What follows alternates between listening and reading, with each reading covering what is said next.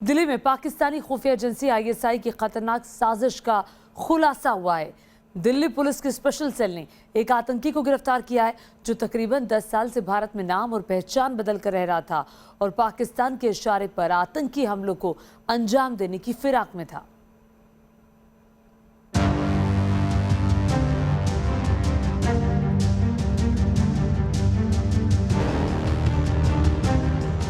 इस चेहरे को गौर से देखिए, क्योंकि ये चेहरा सिर्फ एक आतंकी का नहीं बल्कि ये पाकिस्तान की उस साजिश का चेहरा है जिसे दिल्ली पुलिस की स्पेशल सेल ने बेनकाब किया है।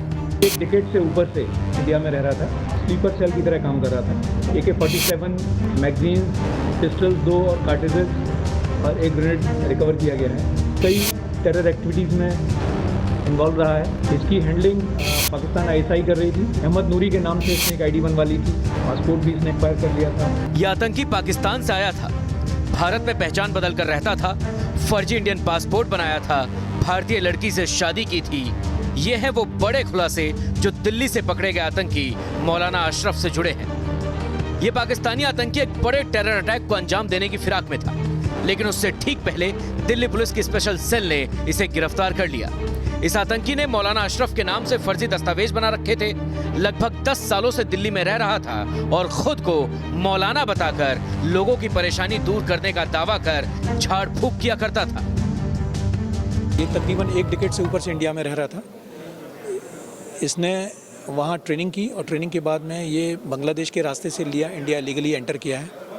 इंडिया आने के बाद में इंडिया की डिफरेंट स्टेट्स में रहा है। वेस्ट बंगाल में भी रहा है, ये राजस्थान में भी रहा है, दिल्ली में रहा है, यूपी में रहा है और जम्मू कश्मीर में रहा है।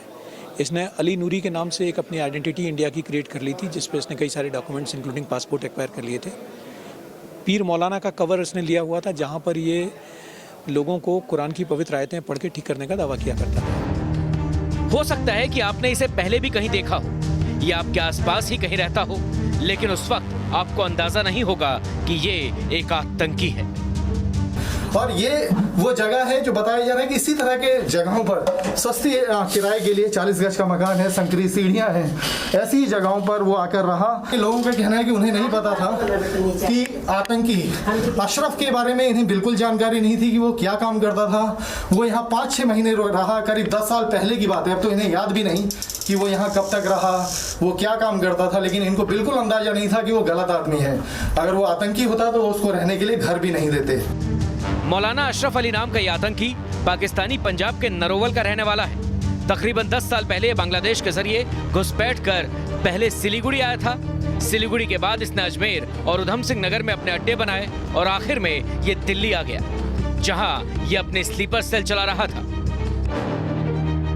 मौलाना अशरफ अली को धर दबोचने वाली स्पेशल सेल से मिली जानकारी के मुताबिक इस आतंकी का पाकिस्तानी खुफिया एजेंसी आईएसआई से सीधा कनेक्शन था और इसको सीधे पाकिस्तान से ऑर्डर मिलते थे। न्यूज नेशन को मिली जानकारी के मुताबिक नासिर नाम का आईएसआई ऑपरेटिव मौलाना अशरफ अली का हैंडलर था। नासिर से इसे डायरेक्ट ऑर्डर मिलता था। ये स्लीपर सेल की तरह काम करता था। मौलाना अशरफ अली से स्पेशल सेल ने बड़ी मात्रा में हथियार भी बरामद किए हैं। ये बरामदगी कालिंदी कुंज के नजदीक हुई, जहां हथियार नदी किनारे बालू के ढेर में छिपा कर रखे गए थे।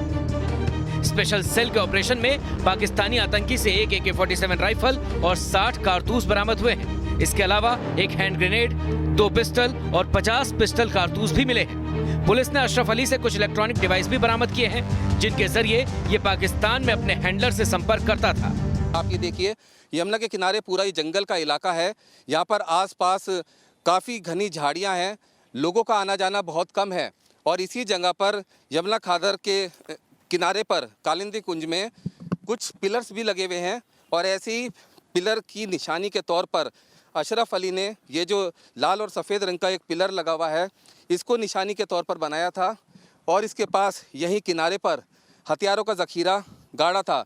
स्पेशल सेल ने इसी जगह से हथियारों का ज़ख़ीरा बरामद किया।